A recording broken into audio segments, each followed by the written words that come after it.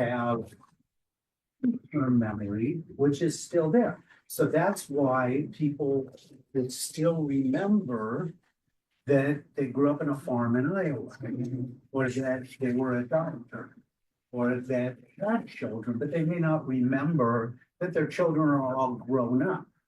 Because the way it works is memory is kind of like the rings of a tree.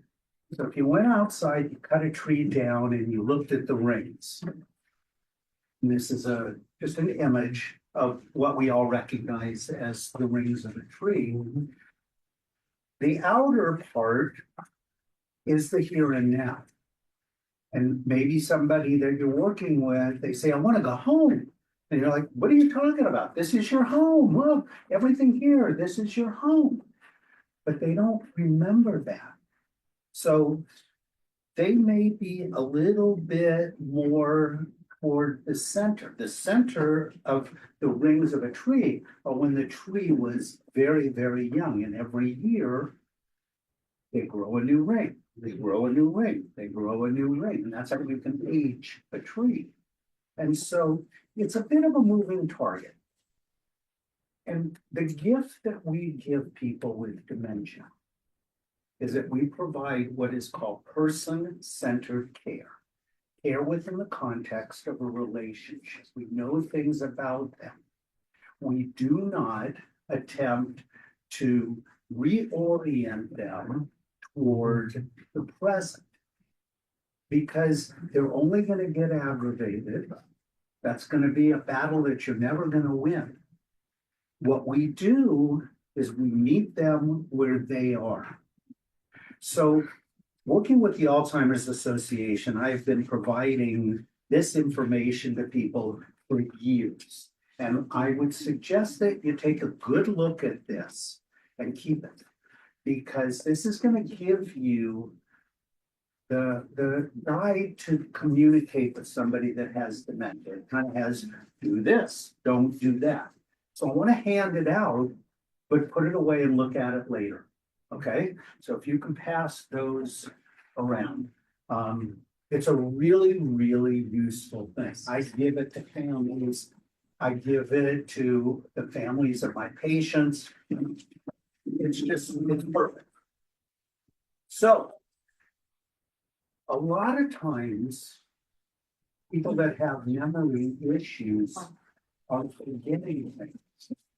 But essential for us, is this a Zoom? Yeah. Okay. So it's essential for us as human beings to recognize self.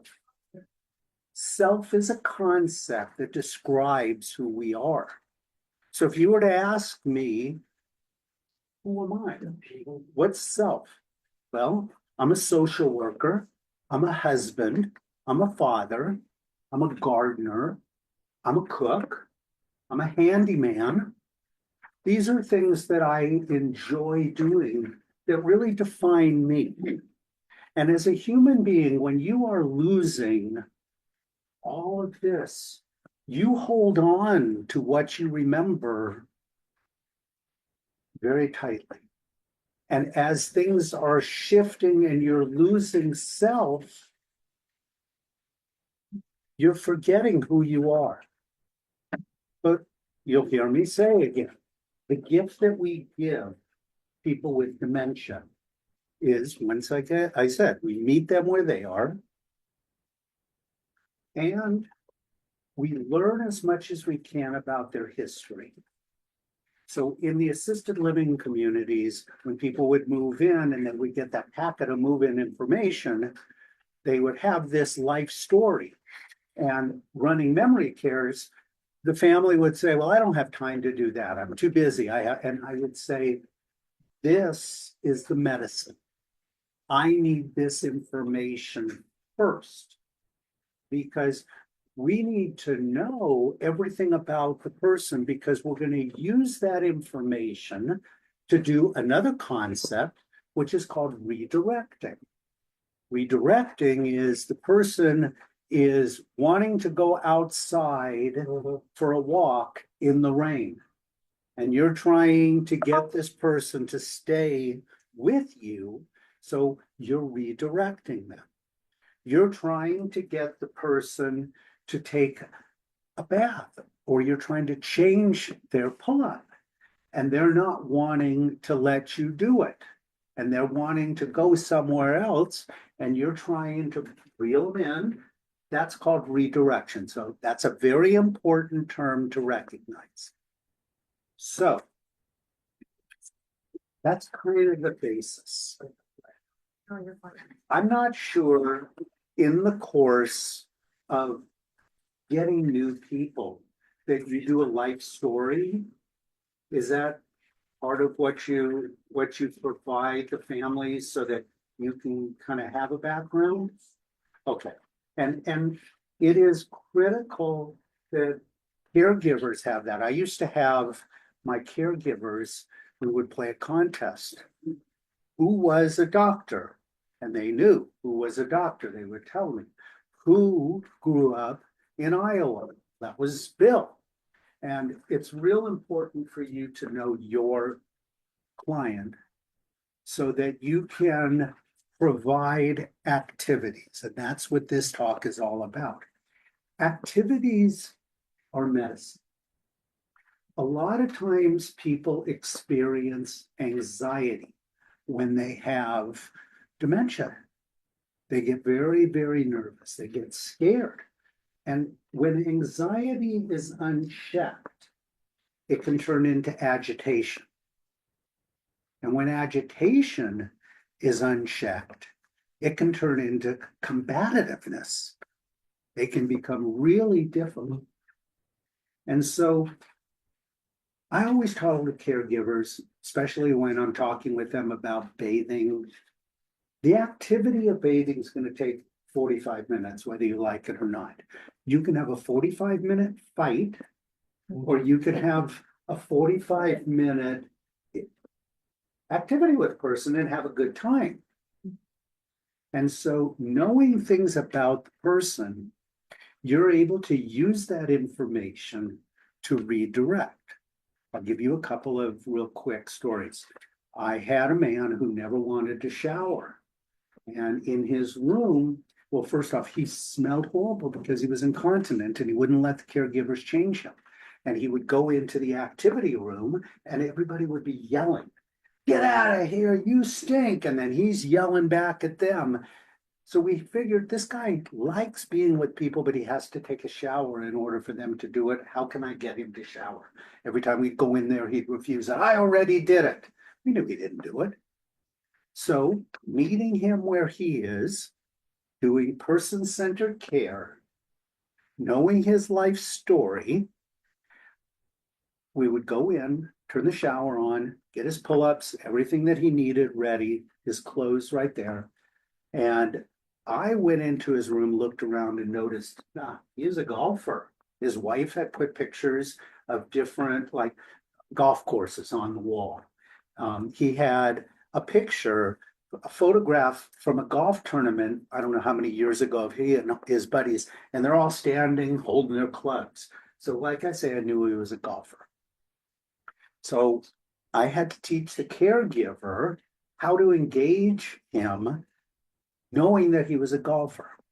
So on the days that he needed his shower, once again, I said, we'd go in there and prep everything, we'd leave.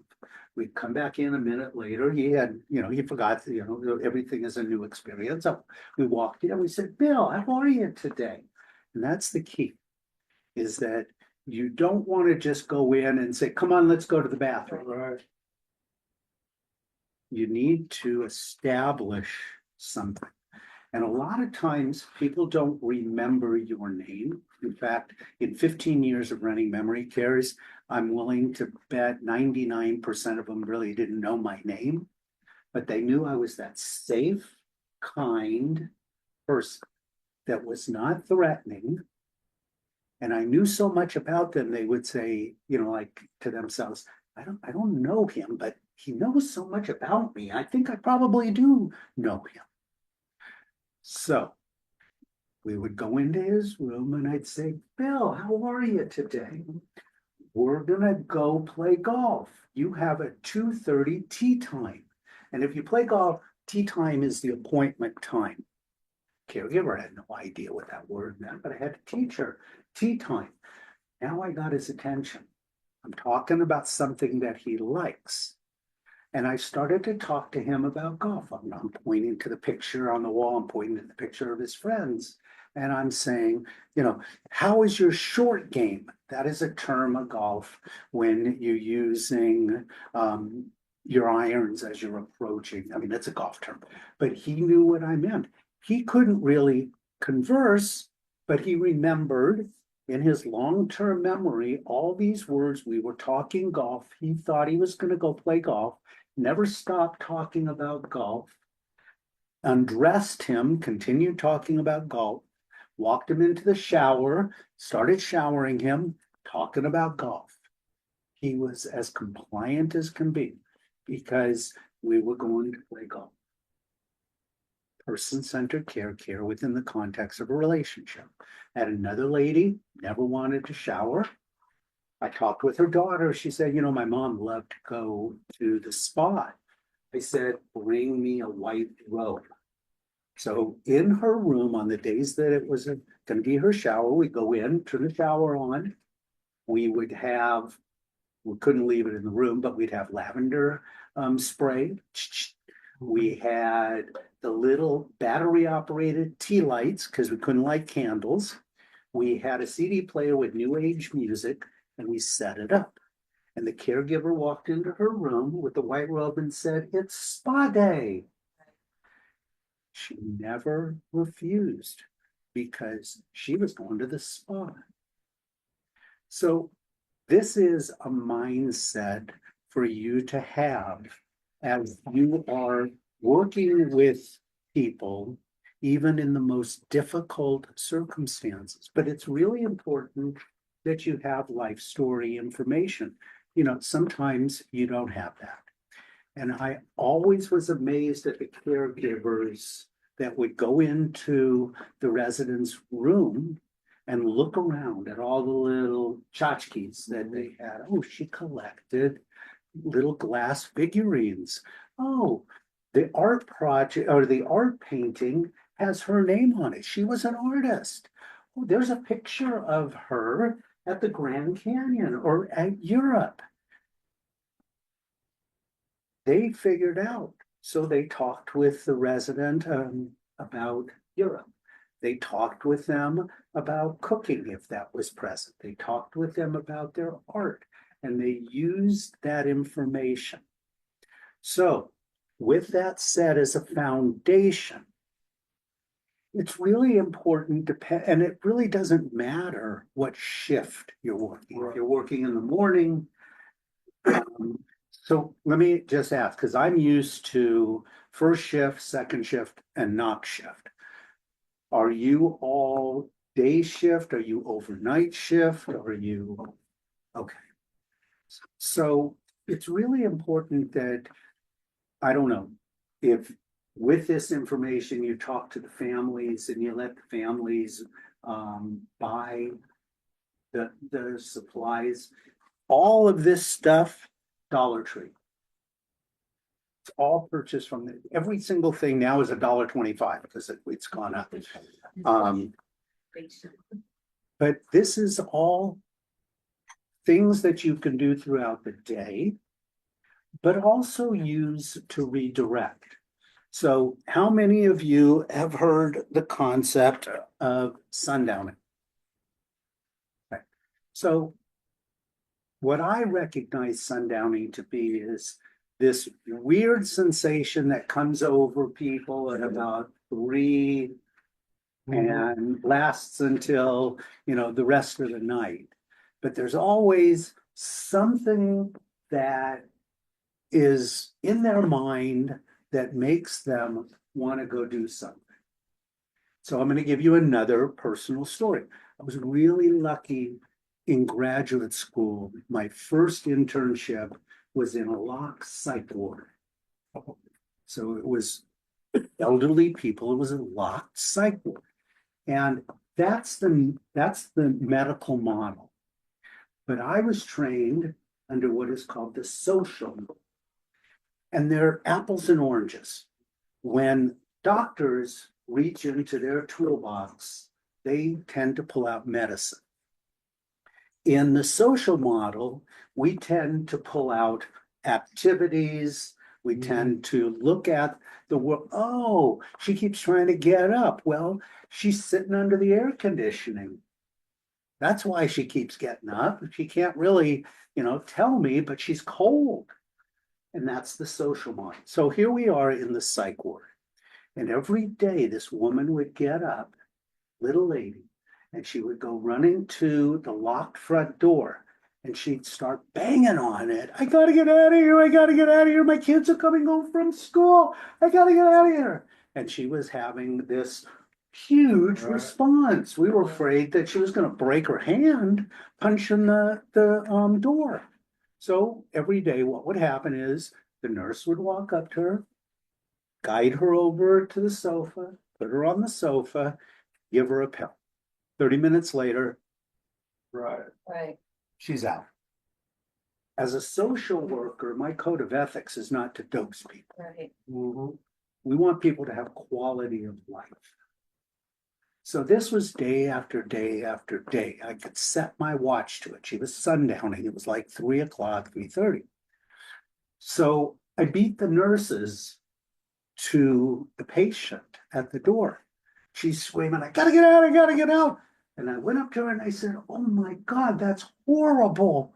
Right. I'll tell you what we're gonna do is we're gonna send somebody to your house and we're gonna have them let your kids in. But I have a question. Can we give them a cookie or a peanut butter and jelly sandwich? Redirection. Right. In her mind, she's now like going, cookie, peanut butter and jelly. And she said cookie. And I said, cookies, I love cookies. I said, my favorite's a chocolate chip cookie. What's your favorite? And I kind of got a response. I said, they have great chocolate chip cookies here. And I said, let's go get a chocolate chip cookie and a cup of coffee. And the nurses looked at me like I was crazy. We sat there like with the jaw dropped. Because in their thinking, in the medical model, the only appropriate thing that you can do is give her medication and dose her. Yeah.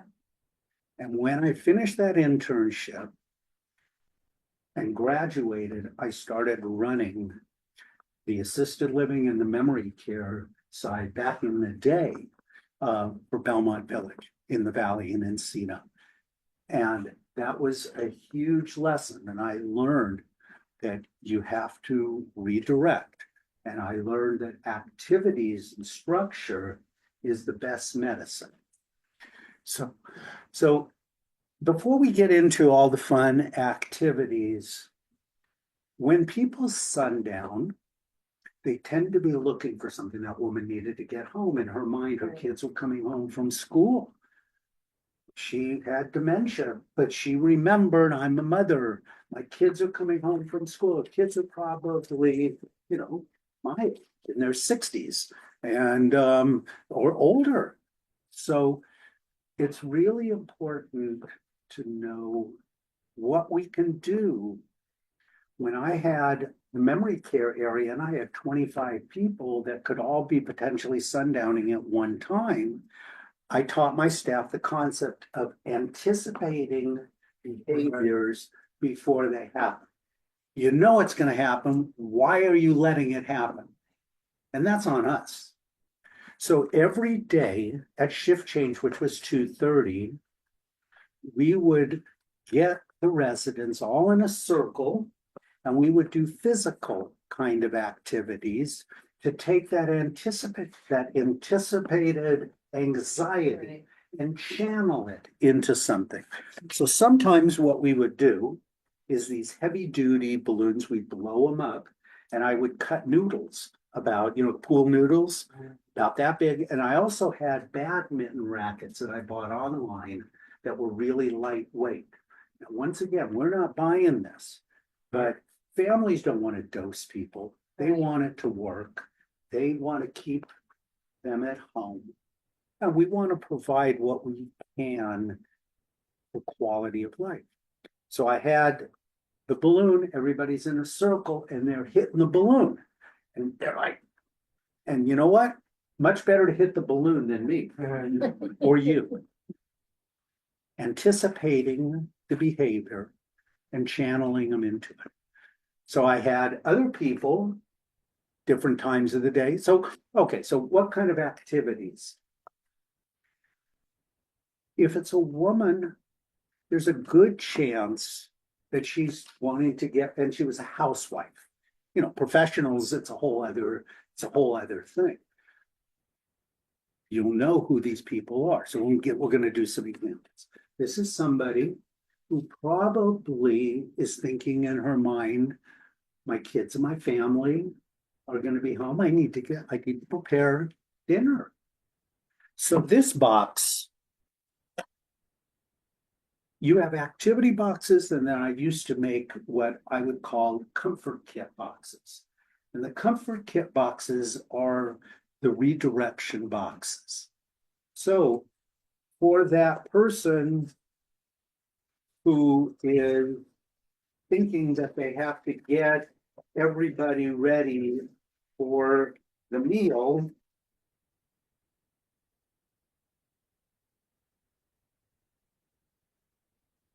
everything that we do, we recognize that for the most part, these folks are not being asked for their help, their opinion. They were accomplished people. My mother was a housewife, but she ran a house. There's a lot of competency to do that. You'll have people who are teachers, nurses, doctors, lawyers. There's a lot of competence. That's how they define themselves. Self. I'm a doctor. I am a housewife. I took care of my mother.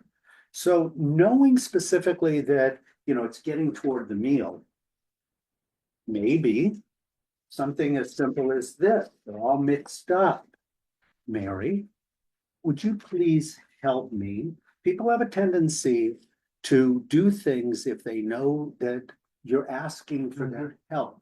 It gives them worth. Behaviors are an expression of an unmet need. Okay, I'm going to say it again. Behaviors are an expression of an unmet need. Nobody is asking me to do anything. Nobody is really saying thank you. Nobody is validating my feelings. Oh, I can see you're angry. I'm sorry. Nobody has said to them. It's just, I'm a child. Everybody's doing things for me. And when you understand that and you ask people for help and you recognize that people have a tendency not to want to do things for themselves, they will do for others, then there's a good part of the pie that are going to be compliant with that. There's always the outlier. I asked a woman if she would help me do something, and I asked the wrong question. She was very wealthy. It was in the valley. She had maids and people that did everything for her. And she looked me in the eye, even though she had dementia, and she said, "That's what the help is for." And I was like, "Oh, I'm sorry." Okay. So, but mix them up. Ask them, would you do me a favor?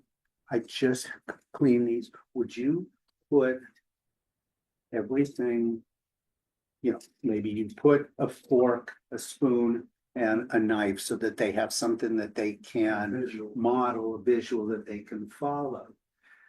But the key is, oh, thank you very, very much. I really appreciate your help. And everybody is different. So in memory care, men are tough. It's really difficult to get men who are engineers to do an art project. Sorry, not my thing, not doing it. So we would have the ladies all doing the art projects, and they were using colored pencils, never crayons. That's what a child uses, crayons. But now, a lot of people are using crayons again, but colored pencils. And every time that they would be sitting around and they would get dull, they would throw them in a basket. And Bill was sitting over at a desk that we had set up for him with an electric pencil sharpener. And when all of the dull pencils were ready, we would bring it over to Bill. Bill would sit there and you'd watch him. He'd put it in, he'd pull it out, he'd look at it. He's an engineer, he'd analyze it. Point wasn't good enough for him. Put it back in, met his specifications, put it back in the thing. And he would do all of the pencils. But when he came back, the women would applaud and say, "Thank you, Bill." Nobody had told Bill thank you for the longest time. Bill didn't have a honey-do list anymore. I wouldn't know what a weekend was like if my wife wasn't asking, let's do this, let's do that. But all that stuff is in their long-term memory. Nobody is asking, and they're just very bored. And all that stuff turns into behaviors. So once again, this can be a very, very helpful activity. I had in the memory care area, I always have a basket of the cutest baby clothes I could find. I go to Goodwill and all of the thrift stores, and it was the frilly little dress and frilly little socks and the frilly little panties and the little boy overalls, the cute little shirts and the socks and all this baby clothes. And when somebody was sundowning and I knew that they had grandchildren or they had raised children, I would say, "Mary, I'm so glad I found you. They're coming to pick up the baby's laundry. Would you please help me fold it?" And she would be looking at the baby, and you would see this calm come over her face, because the cute factor was over the top. She couldn't handle it. I mean, she could be angry, but it was so cute. For her, that's what worked. And there were a couple of other ones that I could use. And that stuff was all in reserve. And the caregivers knew they could walk up and get that basket and go and redirect that person. Sundowning. This is, a lot of times people like to dust. And this is innocuous. It's, and all this stuff is at the 99-cent store. I had one woman after lunch. She's walking around dusting. Now, I had a conversation with the daughter to make sure that the daughter wasn't insulted that I was asking the mother to clean her own house. But the daughter understood that she was sundowning. She understood that her mother did this stuff longer than her daughter was even alive, and that person-centered care within the context of a relationship, knowing how to redirect, was the best medicine for this person. Sometimes for a house, even for me, I would take our resident after a meal, we would put warm water in the sink, and we would get dishes and they would wash. And in a former life, I was Buddhist. And one of the things about Buddhism is doing these very centered activities. It's very calming to wash dishes. If you're ever stressed, I come home, I rinse them, I throw them in the dishwasher. But if you're ever really stressed, you wash dishes and you do the best job that you can, there's something calm that comes over you. It's another activity that people can do. folding is a very, very good activity. So these are just washcloths, but the best thing is to fold whatchamacallit, napkins, cloth napkins. I had residents that were helping me fold napkins in preparation for the next meal. I had residents that were setting the table. And the key is creating just right challenges so that they could be successful. And it doesn't matter where they're at in the stages. I had a woman who would be sitting, she was max assist, two-person assist. I mean, she was dead weight in a wheelchair, and she couldn't do anything for herself. So two things.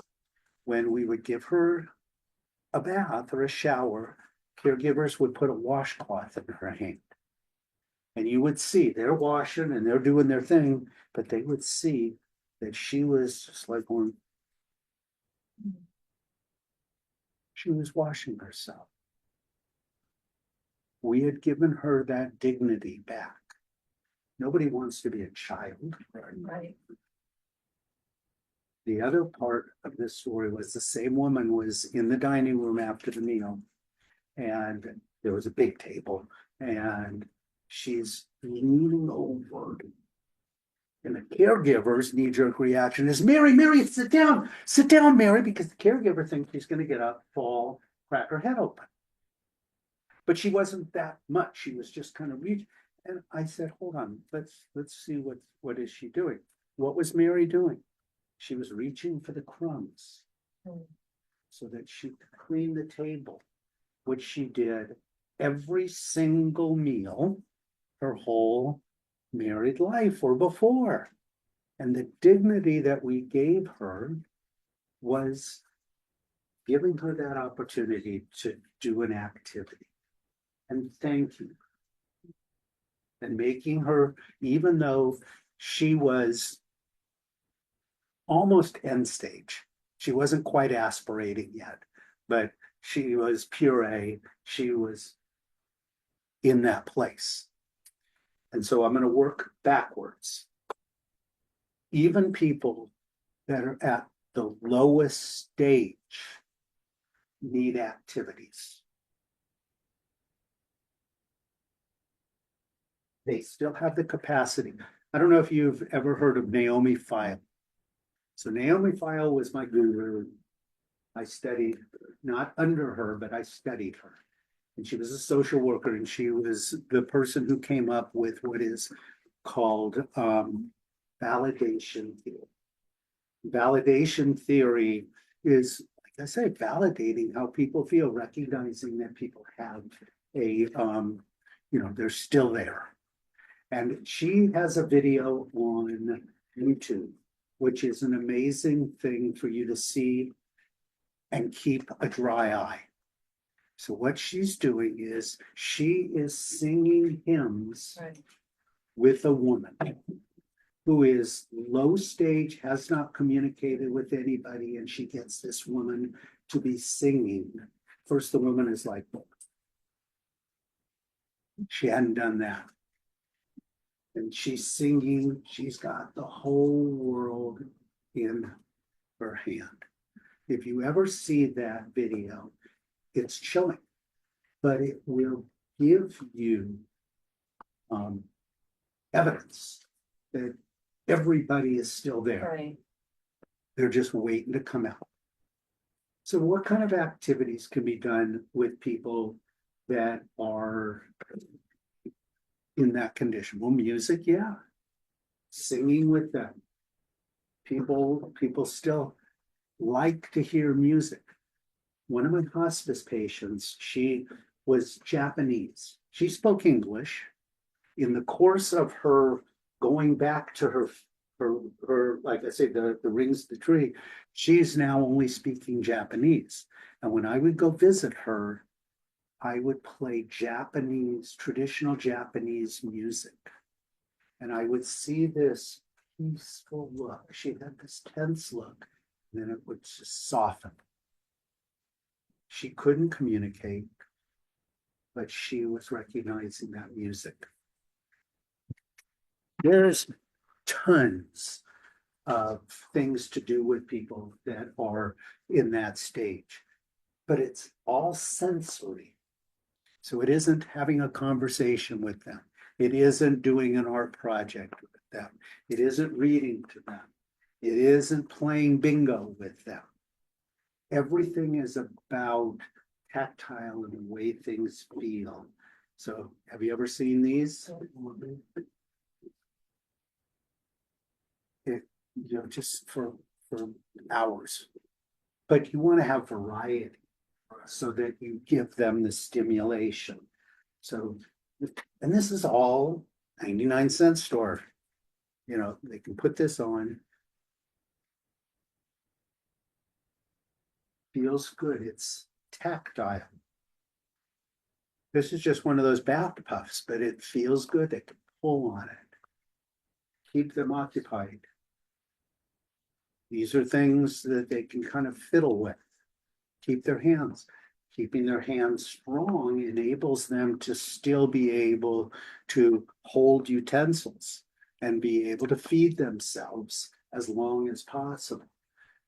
I would have my residents go to the skilled nursing for a couple of weeks, 3 weeks, and they would come back. And what I would notice is I would walk up to them when they just returned. I would take their spoon, put it in their food. I'd hold it up. And the first thing that they would do is, and what that told me was they're feeding them. Mary was feeding herself the whole time that she was here because they're really busy in a skilled nursing facility and they don't have the time. And they would much rather do for than what I want you to do is to do with. And so even if they're eating with their hand, finger food is okay. Even if you take away all the utensils and they're using a spoon and they start eating and then they stop and you take their hand and you put it back and they eat a couple of bites and then they get distracted and you redirect them, this is the mindset and this is the gift that we give folks with dementia. I met with a patient, the wife of mine. Patient is almost imminent. Wife, he had Alzheimer's. The wife has been a saint with him. And what she said to me today is a lot of people think that Alzheimer's is a horrible disease. She was so engaged with her husband. She got it. She had this knack of being able to be with him. And when I would be with him and talking to him, because he would just listen, and she would walk in the room, he'd have this big smile on his face. And it wasn't a burden. She recognized, yeah, he's not the same person.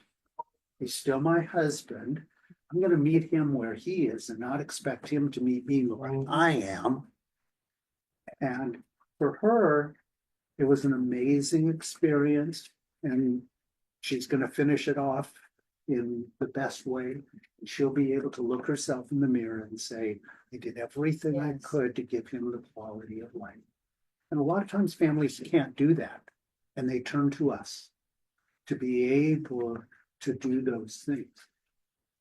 Sometimes we're the model, the good work that we do that enables the daughter who may not have a good relationship with the mother, the son who just can't handle it, to be able to maybe connect in a way that they haven't connected in a long time. I think that stuffed animals are, now this isn't baby stuff. This is not, you're treating my mother like a baby.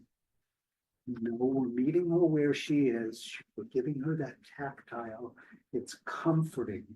There are some people in the memory care, and there's some that had anatomically correct babies. Okay. And they're holding the baby dolls. And there's, some people that like it, some people that don't. And my opinion is, if it works, Yes. use it. Absolutely. So lots of things for those low functioning people. They're also very sensory. They still, for the most part, can have their sense of smell. What I would do is cut up a slice of lemon, cut up a slice of orange, have a strawberry, and I would have my caregivers doing activities for all my lowest functioning people. They would be sitting at a table and the caregiver would have vanilla. You know, when I'm dying, all my kids have to do is let me smell vanilla. Reminds me of baking cookies. Let me smell dill. It reminds me of cooking. Let me smell gardenias. And I'll be happy and play Beatles music. I have to play Beatles music. And that's all I need.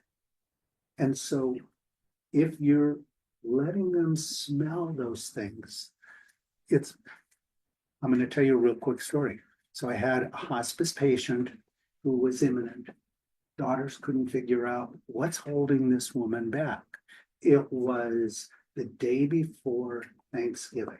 One daughter had a plane ticket. She had to leave in 3.5 hours to go to LAX to fly back to Texas.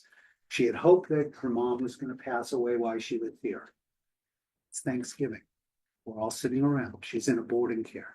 And I asked the daughter, did your mom like Thanksgiving? It was my mother's favorite holiday. My mother baked. My mother made all this food. And I said, okay, got it. And I went into the kitchen at the boarding care and I said, can I see your spices?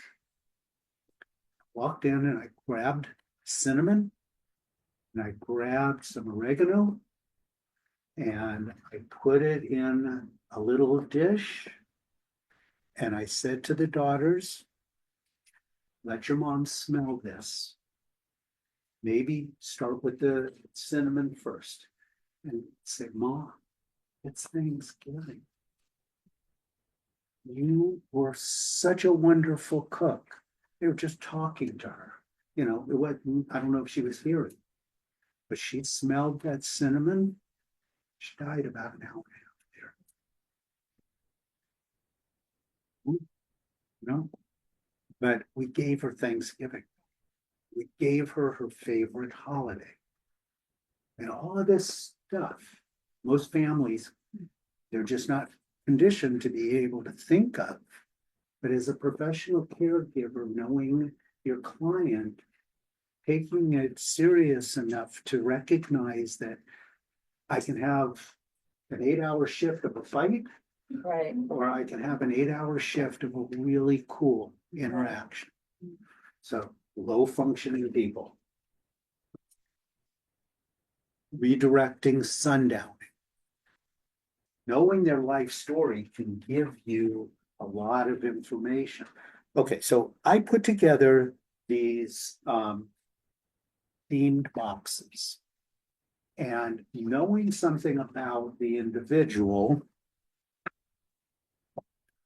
this one is called the handyman. What I did is, because my caregivers may not have been able to come up with questions to ask people. So I wrote it, handyman, have you ever used sandpaper?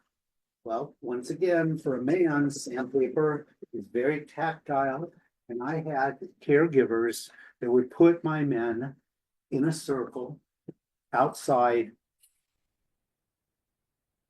and they're just sanding. It was a great activity. They loved it because he was a handyman with the work glove on him. I don't have that work glove talking to him. Tell me about the time that you had to repair that fence. So I'm not going to give him a real hammer. And he's holding a hammer. Tell me about that time that you had to paint the fence or the wall, and he's holding the paintbrush. Tactile. It's like an old friend. You know, all the different things that men. PVC pipe is really good what you do is you have to sand it because they're made to stick.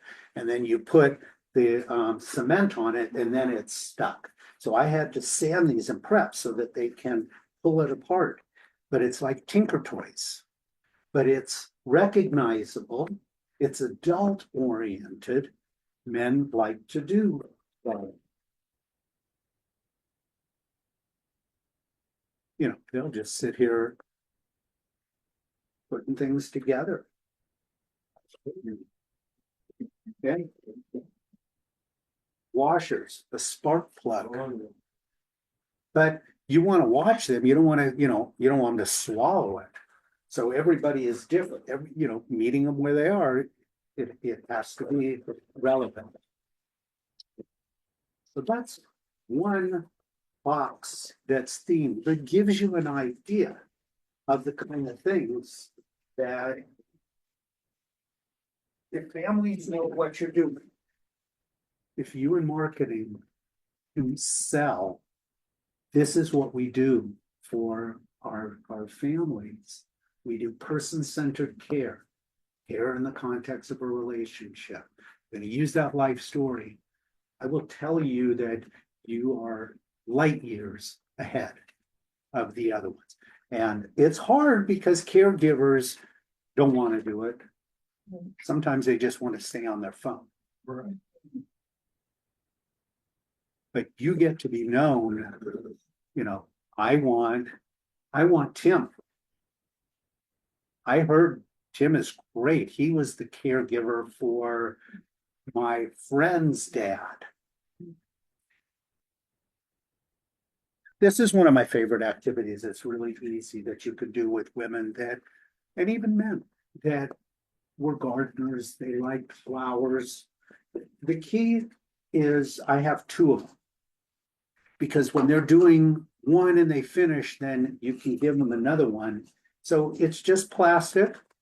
It has a styrofoam ball in it. You can have them do it. You can do it together. So we would have the lowest functioning people, and all of these were here, and they were holding them, and we could have them get in there, and you're doing flower arrangements. Or they can watch you and you can talk to them about flowers, naming flowers, even if they can't respond. Everybody knows flowers in their long-term memory. And you can get them to do this and then they finish and you can give them another one. Very, very easy activity to do with people, and they will do this for a long time. So you want to have a structured day. You come in, the first thing when you arrive, I don't know, you're giving them breakfast. After breakfast, maybe you chair exercises. All you're doing is they're sitting and you're just doing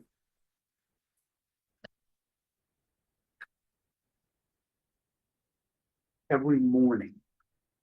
We would have meal, we would do activities. I would see the women walking down the long hallway from the dining room.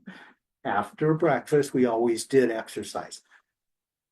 We would ask them, I had somebody come up and say, where are you going, ladies? Well, we're going down there. Well, what are you going to do? I don't know, but I know there's something going on down there. They were conditioned. And we did this activity, then we went to that activity, then we went to the meal, and then knowing who are the people that you toilet before the meal, who are the people that toilet after the meal, because if they're the people that you need to toilet before the meal and you don't, they're the ones that are getting up in the middle of the meal. And you're like, why can't she just sit down? Well, she needs to go to the bathroom. And you know all this stuff. So once again, I love this activity. And there's lots of different kinds of people that would like to do that. I do these theme boxes. This one, men like, women like. You have horse races, but it's dinosaurs. And you roll a 1. So you have the starting line and you have the finish line, and you're doing it on the carpet. And you go, and then they go 4. And somebody, then you have the neutral horse or whatever. $1, $2, $3, $4, $5. Right? You have all these activities that you can provide and fill their day. You have breakfast, you have an activity, you have snack, you do something maybe a little bit more physical because you want their appetite to be up. Maybe it's playing music and singing with them. And then you have the meal. Some people like to take a nap after they eat. They get up, want to know, okay, now they're going to have a snack. Now they're going to start sundowning. Them, you know their patterns, but filling it, because behaviors are an expression of an unmet need. They yell and scream and wander because in their minds, they're needing to do something. What if they don't want to be angry? Then that's okay. Women do that. But what you want to do is, if you do it yourself, Right. they may join you. But if they see you're just watching TV and you're on your phone, that's not engaging, Right. and you're not creating. So a lot of times, people with dementia take their cues from other people. So we would be in the dining room, and they would be sitting around. These ladies would be sitting around, or anybody be sitting around. And the waitresses, the caregivers, if it was a restaurant, so we made it look like they were waitresses at a restaurant. Today's special is this and that. And one person would say, okay, I'll have that. And then they would go to the next person, and that person will say, I'll have what she's having. And they would mimic each other, model off of each other. And so, it's the same kind of thing when we would take our kids to the market when they were little, and a stranger would walk up and say, how are you, young man? And the first thing that they would do is look up at us. Like, is it okay if I talk to that person? Yeah, sure, you can talk, he's okay. But that's just how kids are. They need that example first. And we are able to validate that this is good for them. So there's that activity. This is for the person that's the homemaker that cooked. Everybody knows what these are. They can hold a spatula. What is something that we use a spatula for? If they can't respond, we talk about making hamburgers. We talk about doing sunny side up cakes. Yeah. We talk about barbecues. Right. We talk about, and they're holding, and it's a cue. Another thing that I do with this one is I have cinnamon, I have garlic, I have oregano, I have my vanilla, I have a spatula, talking to them about that. You could even do, when I would do it activities and we have this fruit, and I would have vegetables, and I'd let them hold it, and I'd say, what kind of things can we cook with a tomato? And sometimes the cook, they may not be able to respond, but they love to hear about food. I used to have a green pepper, and I would give everybody my recipe for stuffed green peppers. And They were cooks. I was speaking their language. It was like the man that couldn't really talk, but I was talking about golf. I was talking his language. It was in his long-term memory. They hadn't heard anything about golf. Yeah, you're gonna have people that are not gonna do this, but you also realize that it's all hit or miss. You may do it and 10 minutes later, you try it again and it works. You just never know. But you need to have all these things that you can occupy them with and know that it's all in the delivery. So I would have caregivers, it was really easy for us to put on the wall. Oh, they make there's cookie dough in a packet. It's dry. All you do is you add eggs and I think a little water, and we would make chocolate chip cookies. And everybody would get a spoonful and put it on the pan, and then we would bake it. You know what that chocolate chip cookie smell is like in a house? It's the difference between a house and a home. Yes. Smells like a home. And then later on in the day, we would eat the cookies as a snack. So doing those kind of activities and know that, look, it's hard to do activities. We want to do it perfectly. We don't want to fail. So we would have the caregiver that liked to do bingo doing bingo. Because if you don't like bingo, you're not going to be able to sell bingo. And it's going to come across as, you don't like it, why am I doing it? And that's, it's all in the delivery. This is one that's for the gardener. And it has seeds. It has a nozzle, watering. Even if you're just having a little conversation, but you're taking them back to a place that they may have loved. Like me, I had dementia. I have one that I didn't bring it with, that's all pets. It has dog toys, leash, and it has pictures of dogs. So you're talking about gardening and you're showing them, here's a picture. What kind of bird is this? It's a finch. Roses. Hummingbird. I have a hummingbird feeder that I took apart to put in here, but it's there. Sparrow is the most common bird out in the backyard. Maybe you do this activity on a warm day, sitting on their patio. And maybe you'll get lucky and birds will fly in. Maybe you'll see a bluebird. Maybe they have daisies. But if they were gardeners, they love it. If I love to get my hands dirty. I had a above ground gardening box for my residents. And the best part about the gardening box were not the flowers that grow, the weeds.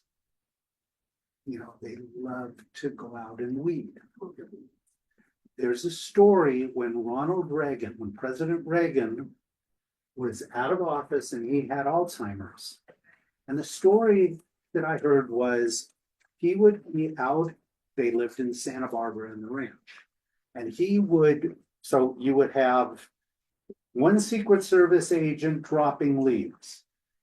Reagan was raking them up. Another person was picking them up. And it was like this, he could go a mile and rake because they were letting him rake. One person's picking them up, one person's dropping them, one person's with him. Men like sweeping, letting them sweep out in the backyard if they don't have allergies to dust and you're not subjecting them to a dirty, environment. But nobody has asked, honey, could you go sweep the backyard? Nobody has asked that person. If nobody's asking me to repair things, that's that's a big part of my everyday life. You know, if I'm not out in the garage in my workbench every weekend, just making sure that whatever, you know, that is very, very important. So, another thing, because I don't want to take too much of your time, is getting people to do activities like I'm such a klutz. I dropped these chicks. Would you help me put them back in order? All the blue ones, yeah, all the white ones. Thank you so much. I really appreciate it. And the way I learned with this one was at one of the buildings that I ran in the memory care, my office was right in the middle of the activity room. How am I supposed to get things done when every single resident is coming up to my desk and hanging out and doing stuff and all of, so I had large paper clips and unsharpened pencils all mixed up in a basket. And when they would come up, I would say to somebody, I'm so glad you're here.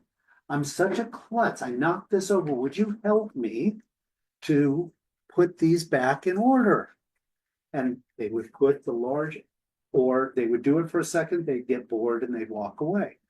But then they gave me my desk back. I'm like, I should do my work. But there's lots of different little things that you can do with people if you know what they like. There was a woman, so I have colored construction paper, and I have a whole other activity that I do with that I'll touch on. But this was a woman, the family told me she was a pastel artist. And so pastel colors were her thing. They brought her so much peace, but she hadn't been able to do pastels for years, but she still recognized the colors. And when she would get agitated, I had to buy it during Easter because it's the only time of the year that you can buy construction paper in the pastel colors, and it would have like 5 of the pink and 5 of the blue and all the different colors, and I'd mix them up. And when she got agitated, I would say to her, can you please help me put all of the sheets back? And she would be just looking at the color, and who knew what was going on in her mind. But she was so familiar with that pastel color that it brought her back to that world. Any questions? I could keep going. Naomi, what was her name last? Naomi File, F-E-I-L. And the first name, how do you spell it? Because I tried to Google it and I could not. N-O-M-I. Okay. Yeah, and she just passed away.